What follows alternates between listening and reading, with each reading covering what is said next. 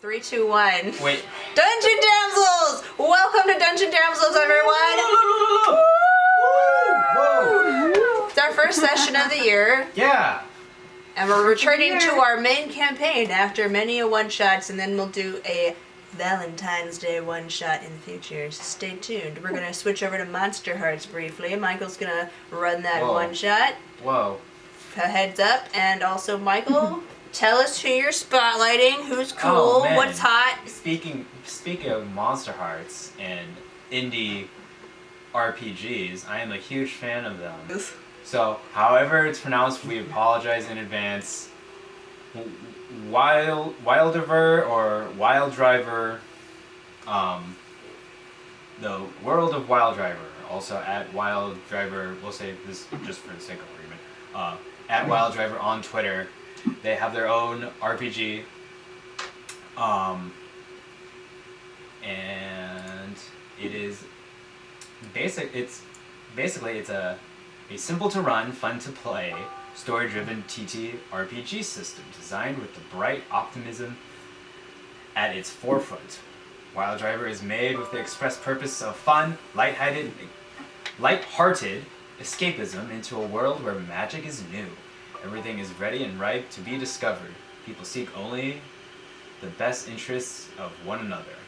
So yeah, it's basically just like kind of like fantasy. Life. What? Yeah. The opposite of real life. Exactly. Yeah. Yeah, that's why they want to escape into it. Yeah, exactly. And like they have, here we go. And they have 2 expansions already. They got the Twisted Bog, and they got the Frozen Throne, and like they have just like this cute art. And I like it. Yeah, it I really cute. like that. They're adorable. Yeah.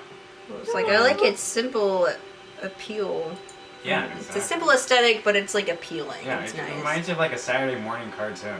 Or Yeah. Like, you know what? It gives me that kind of like that Adventure Time feel. A little bit, yeah. Yeah. And they have their own podcast too, showcasing their own their system. And awesome thing is they have all of their stuff online for free. If you like go there to their MP, we'll put links. You'll be able to get access. You'll get access to all of their to all of the documents that they've made for the expansions, the rule sets, and all that stuff is just for free for people.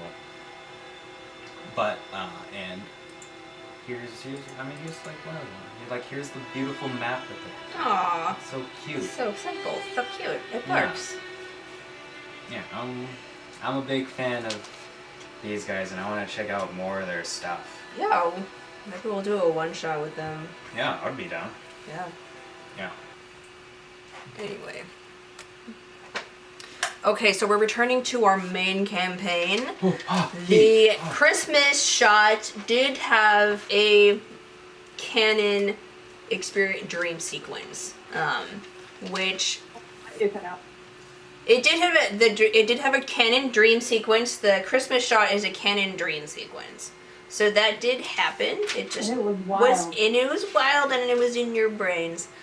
It did have a canon, to which Luna was very pleased. Yeah, it was. Yeah. Yes. The canon was in canon. It was very canon.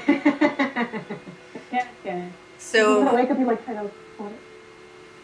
you guys come up out of your trances and sleeps and look around. You had a restless night. So like you're fully charged. You just feel tired because you had visions of sugar plums dancing in your head. You wake feeling rested but also feeling off. And you guys arise, and I imagine quickly want to discuss what you guys had envisioned. Rena is just like mortified right now. Like, I look at my hands. The she's hands. like, feels like, because she's assuming that everybody was involved, not just Ellie and Ciara. And then so she's thinking, oh no. And then there's both Kennars and Ellie. Yeah. Yeah. you'll turn to me and just see me like looking at my hands and then looking at my staff. I'm like, okay, that was a dream. What was the dream? I mean, I had a dream that we were toys. I was a bunny and you were a ballerina, and Ciara was there too. And Was I composer? yeah, and we're fighting Wait. rat men, but they weren't rat men. They were like normal rats, and we were small, so they were like normal size. And Sirena was there. She was a princess. And Alana was there. And Kenny, you were there too, but you didn't have a shirt. Like, as Yeah, what kind of toy doesn't have a shirt? I mean, Just yeah, like uploading my contract to I me. remember being made of wood and not having a shirt. Wait, you remember my dream? Yeah, I remember being in a battle fighting giant rat people, soldiers, and then we kind of rescued Sirena. She stayed with Alana. We went through a clock portal. Then you guys had a wild party. We met the ginger cows. Eventually we found Keyanthi. He points over to her and Yeah. someone she's related to? Who? Yeah, Keyanthi, do you remember this at all? Nope. Quick, DM-Tiffany, do I remember this at all? No. I do not know Okay. this diva. No, you Okay, had another question for DM-Tiffany. I had a completely different dream than them. Yes, we will cover that in a little bit. Okay. Okay. Can I just be like despondent looking? Yeah, you can be Yeah, like, I'm just kind of like looking far off. I'm totally not here. yeah, it was an intense dream. Okay, I guess. She just kind of like shakes her head, like, mm-mm.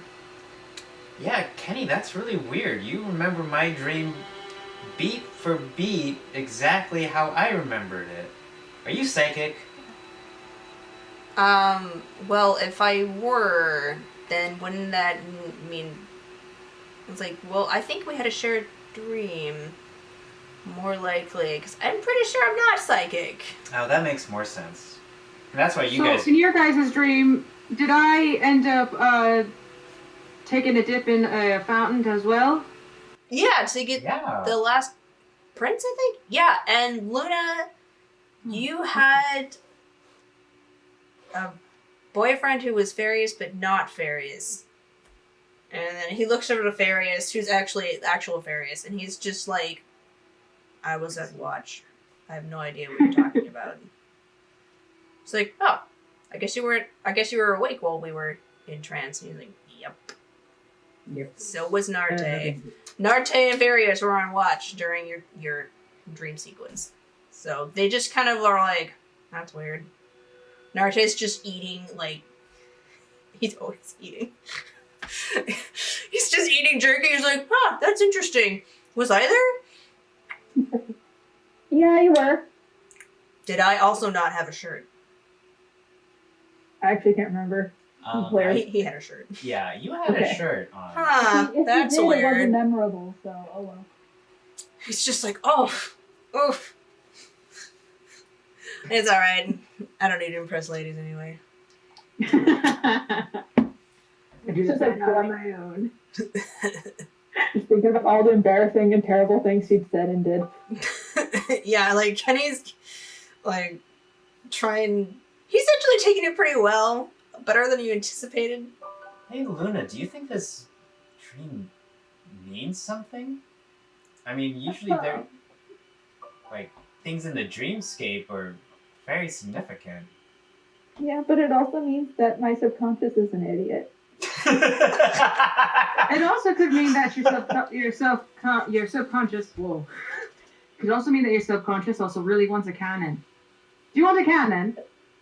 Actually, that would be really cool. I should ask my boyfriend to make me a cannon. We'll look into it. Just have a nice Which hand one? cannon You on have the a lot of side. faces. I want a portable cannon. Can you do that for me? She claps you on the back.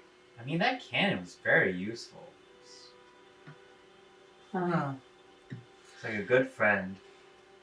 So as they continue to talk amongst themselves, Keyanthi, your head's just swimming from this intense dream you had, which we will now do. Yay, now we're having a dream for me. Yes. Keyanthi, you realize that this dream they had, it wasn't the one that you took a part of. You have a distant memory of being in an empty room with cold tiled floors and ostentatious curtains. Portraits made by the finest hands line the wall neatly. You come close to them. There is one of Nula, your elegant, soft-spoken mother. There is one of Estelar, your proud father. The intelligent and gregarious Ellendriel, your sister. And one of your brothers, Thrannion, a glorious paladin. All bringing fame, honor, and power to the family name of Ordelia.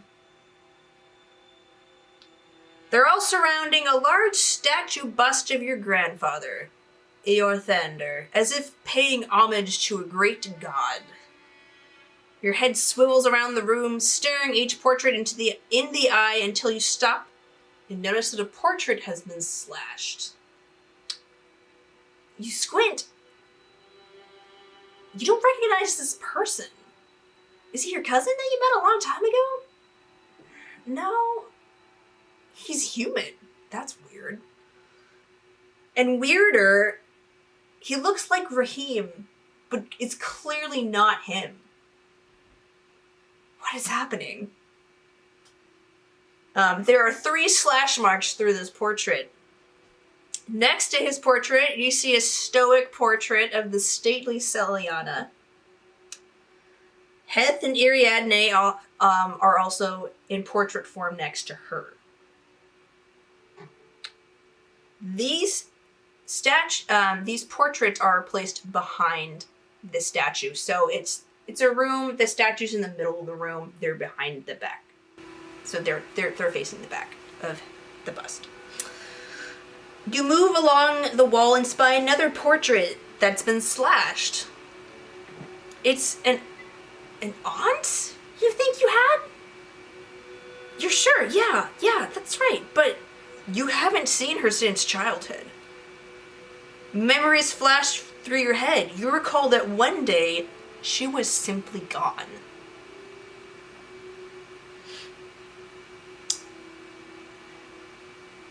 Grandfather said... Hold on. Yeah. Am I allowed to interact with anything? I don't Yeah. know. You choose your own adventures.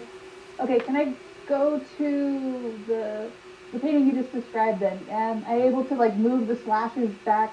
Yeah, you want to, do the bell thing where she, holds up the who is this? Yes. You tell not be. Yeah, so you're gonna, lift it up and look at him, and are you trying to figure out who this person is? Yeah. Okay. History, would that be a history check? You could do history, or I guess insight. Well, let's see which one looks cuter. Insight's looking pretty cute. Let's do that. Okay. My inside buff is, I'm swole, honey. Woo! Woo! Super swole. I got over 20. We'll just leave it at that. Okay, so you're looking at it, and, there's this intuitive instinct. You're like, okay, so this looks a lot like Raheem, but he's older. I was like, you remember Raheem had an older brother.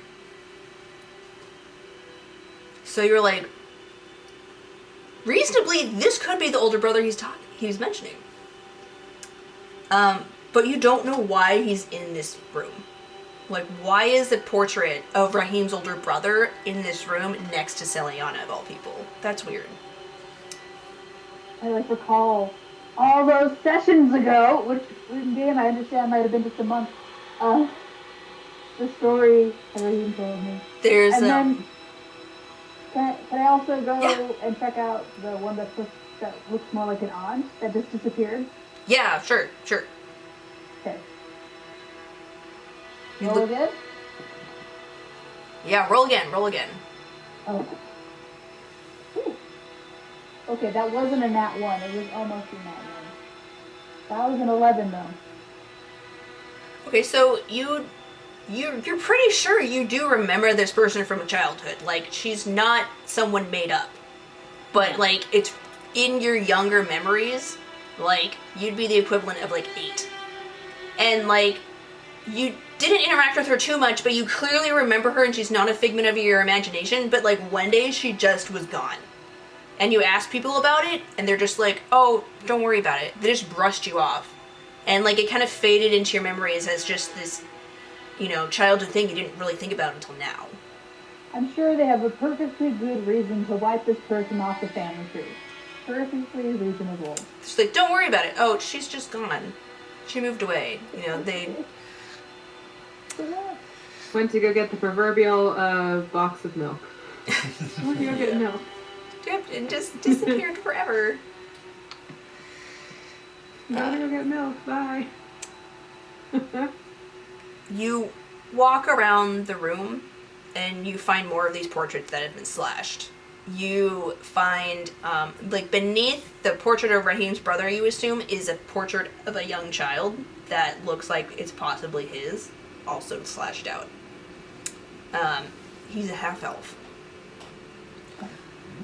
Then, you walk around, you find more portraits that have been slashed out.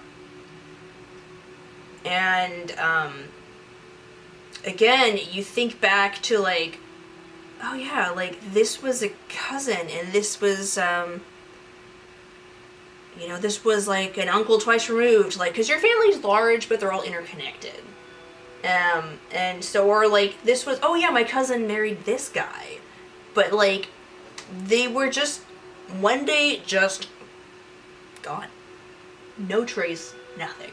Just gone.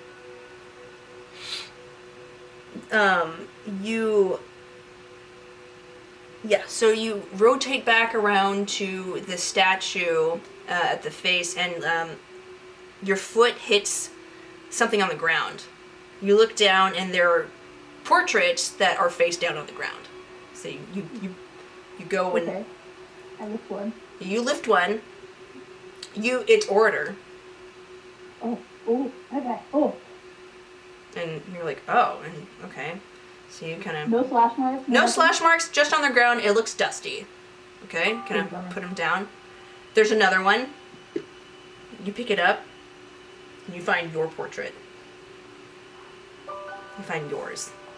And... But how about that with your little baby face? Yes, it is you. It's you, but a child's portrait. A little baby face? Yeah. Yes. Okay. And, like, it's...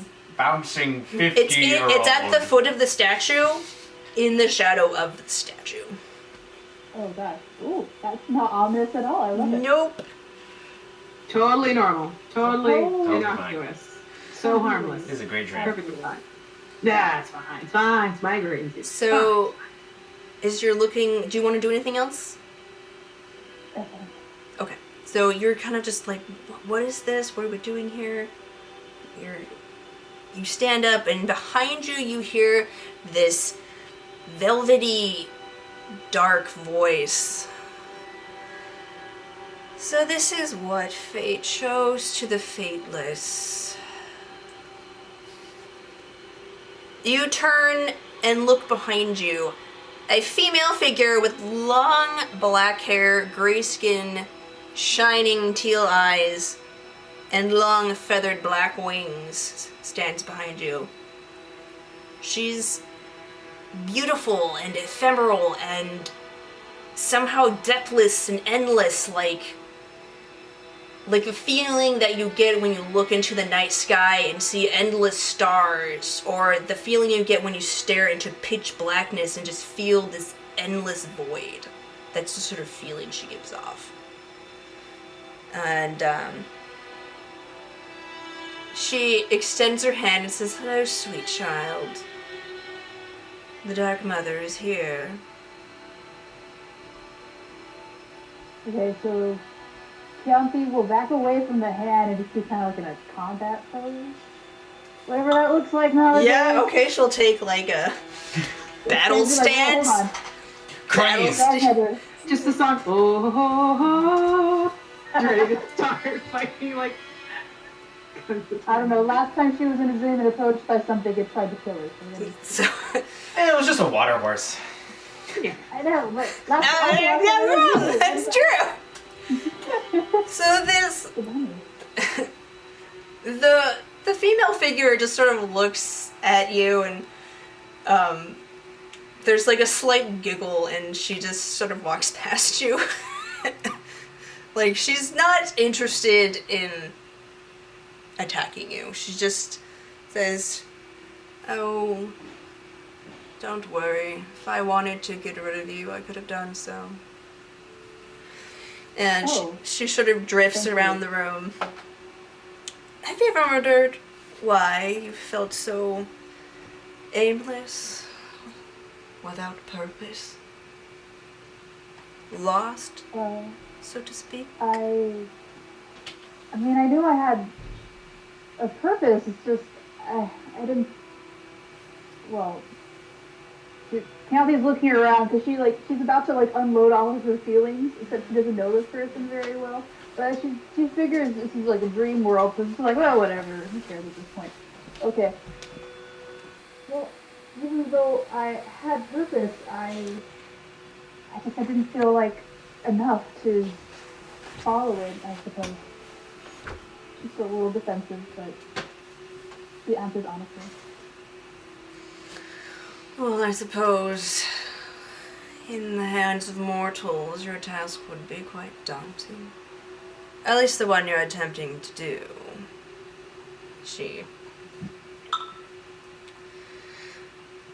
But,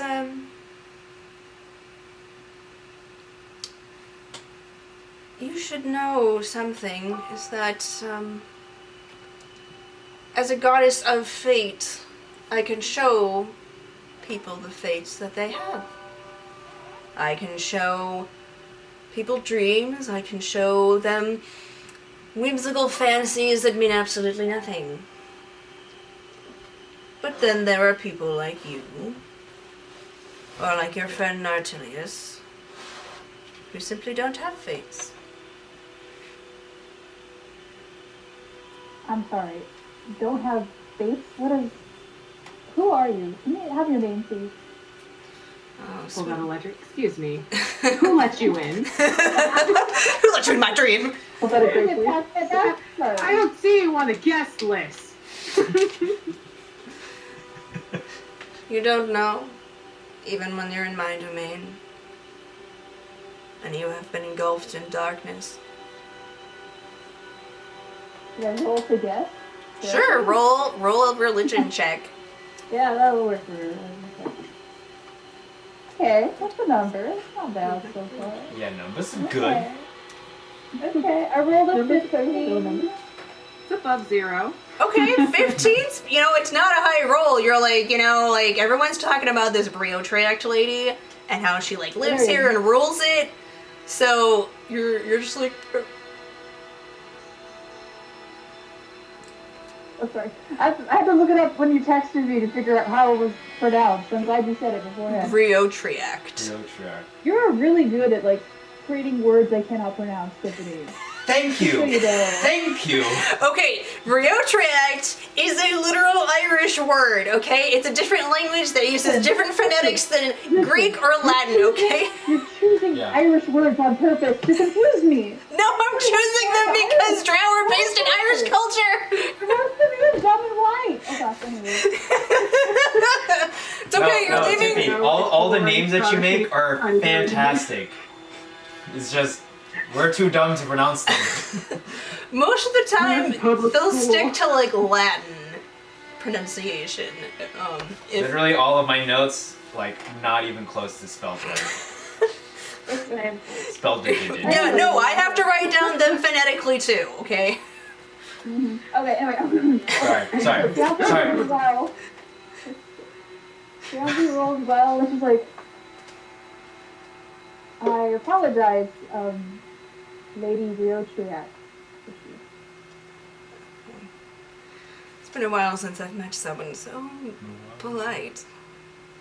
It's been a while since I've been greeted so, I've been welcomed so handily by a goddess.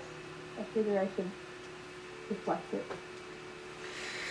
Well, well, you know, I'm not particularly enthused about something you did, but we'll discuss that later. Oh, trying to remember what it was. Was it, whatever it is, I apologize. Well, you did desecrate a certain shrine of mine. Something about a friend being buried beneath the angel wings. Did you think that shrine was not someone's? Sorry, could you say that again? Did you think that shrine didn't belong to anyone?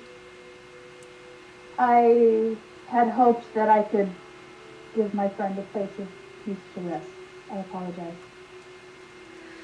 Well, be as it may, you're lucky. Tarina has a very quick tongue, quite silver indeed. I've taken quite a shine to that little soul. Is she here? Not in this dream. But she's in my care currently. She has a most delicious desire for revenge. Something I quite might let her go to accomplish. Yeah. However, we're here to talk about you. Oh, right, me. Oh, of course, I tell you, you don't have a fate, but that's not particularly unusual. Sometimes it just happens. It just means your life is a blank page that you can choose. So if you feel responsible for your grandfather, in terms of fate, you're not.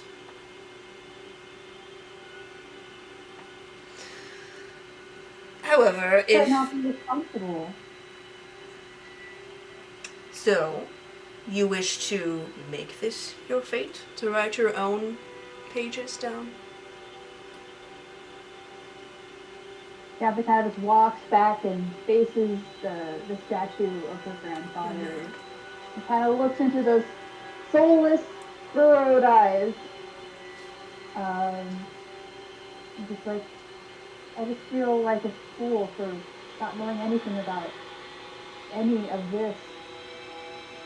Even though I couldn't stop it, I couldn't stop anything.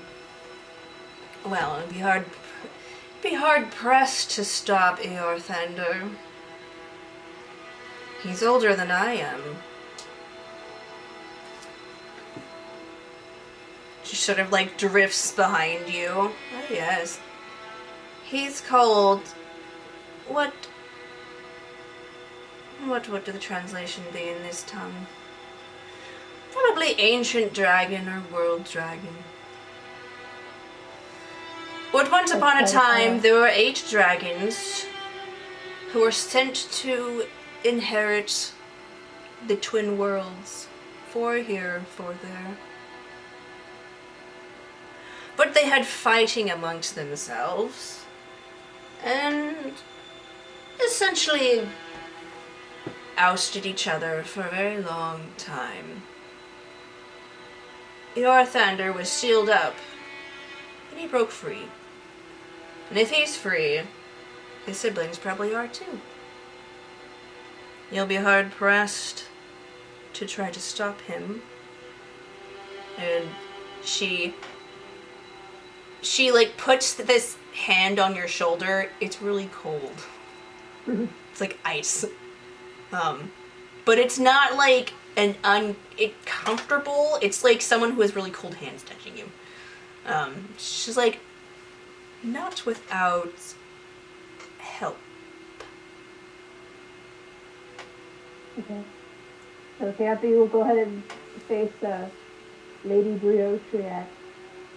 Pause before I even said that name. Lady Brioche. Okay. What kind of help?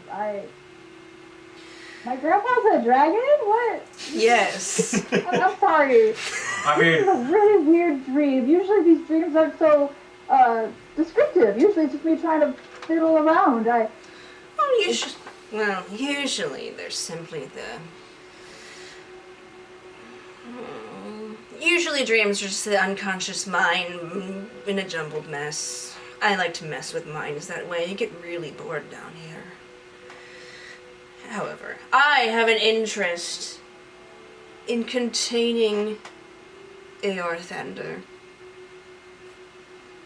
I think if I help you and you are successful, I will finally be able to leave. So you're trapped here because of my grandfather. Not particularly him, but my own siblings trapped me here. I see. You know, once you try to unleash an army of the undead on the world, they tend to not look at it too kindly, but now I'm old and tired and lonely.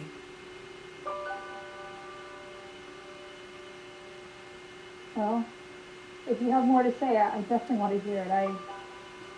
Because I don't even know if my own family knows about this. It's unlikely. Father, my mother. How long has it been? She kind of like waves around thinking, I don't know. Time's a strange thing when you're immortal. It doesn't mean anything. But quite simply, we'd have to get, originally he was sealed away by an ancient sword and brought on hallowed ground. So simply we'd need to either get the sword or reforge it, and then bring him back to the spot. Slay and seal. Done deal. I would help you by lending you some of my power. In your terms, you would be the cleric. Keyanthi takes a moment to digest all the information in front of her now. She feels a little speechless, but also there's also like this little kindle in her heart, and it's like this is like bigger than she pictured. This is like something far-reaching. She's like, holy cow! And I've just been focused on something so small, you know. So she's like, if I say no, then I just am released from my dream, and I continue to be fateless, as you say. But if I say yes, then can you still be my fate after I accept? Well, you'd be writing your own fate. But yes, you're free to go. It's rather annoying working with people who are unwilling to work with you. You just get tired of it. I can find another vessel. Perhaps I'll work more with Tarina. She seems fairly willing. I don't want to put more work on Serena if I can help it. Even if... Well, I guess... Oh, fun fact. Tarina's father, quite possibly one of the other dragons. No way. Mm-hmm. What is happening? There's a lot going down. Okay. Michael's freaking out. Ellie is talking about ginger cows.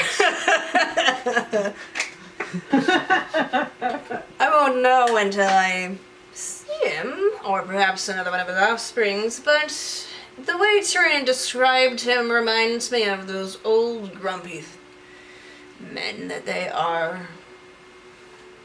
Quite possible, indeed. I don't know where the other two are. They've been very quiet.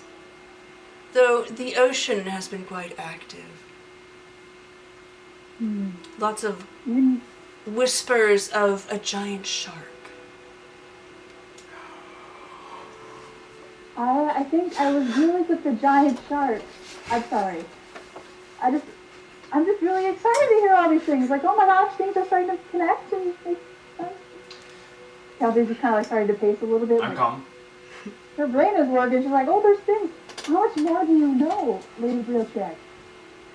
I'm an ancient goddess. I do many things. Oh, What would you like to know? Make a persuasion check. She might tell you more. Here's the deeds. Come on. Alright, Come that's on, not roll bad. it. Alright. Roll it. No problem. So, hold on. Okay, some problems, but not too bad of a problem.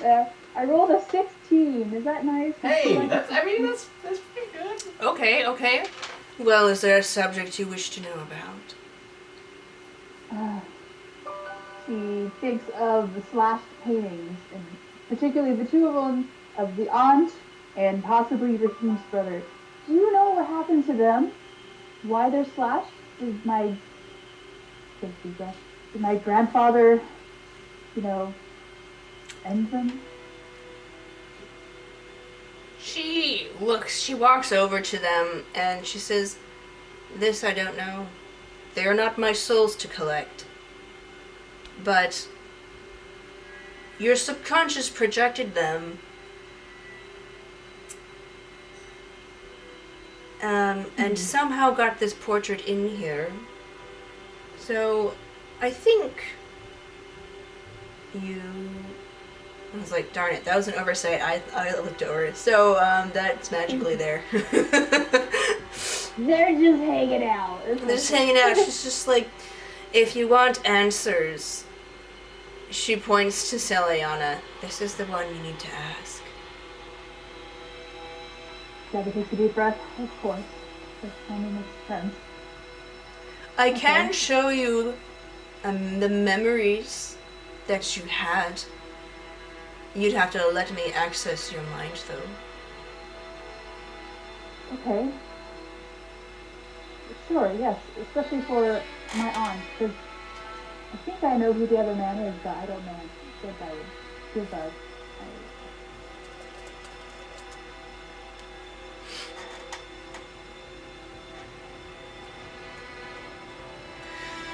Okay, so she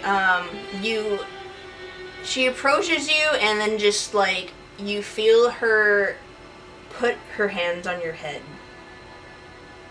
and then she like traces her fingers with like two fingers, and then like just places them over your eyes, and then you sort of feel like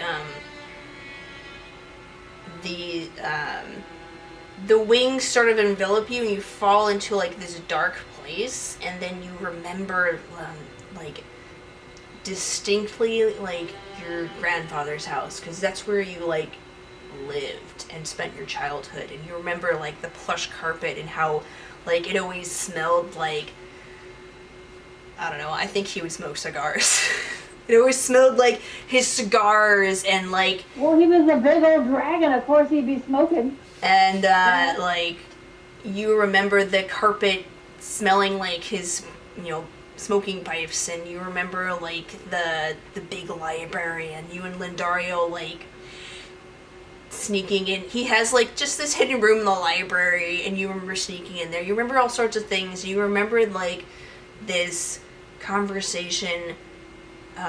like late at night, because you came down and like, because you're a kid, you couldn't like stay in your trance, you were hungry or something, so you came down were we like making snowmen or something? Yeah, we could do that. You and Lynn can make snowmen, and like ice magic, make a snowman. Yeah, she's helping you out. You burst into song for some reason, and like in the distance. Bye. In the distance, you see your grandfather having an argument with this aunt. You remember it was Aunt Aubrey, and she was younger. She was like your mother's brother's wife, or something like that, or like. Somewhere in the tree, like, you don't remember exactly. Or it could have been one of your cousin's children's wives, something like that, because elves live forever. And, like, they're having this really heated argument. And, you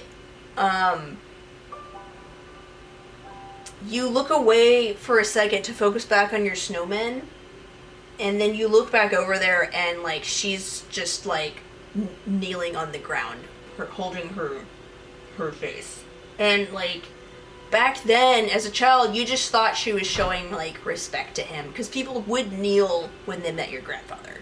Because he just had that much presence and command. But, like, looking at it closely now, you see that she was bleeding. And he hit her. And, it flashes later to, like, you remember, a couple of your cousins were acting strange. And there were hushed conversations in the hallways, and every time you came by, they would just change the subject. And you remember seeing, like, the cousin that you're pretty sure she was married to or related to somehow. He's crying, and you ask him why, and he just says, Aubrey's gone.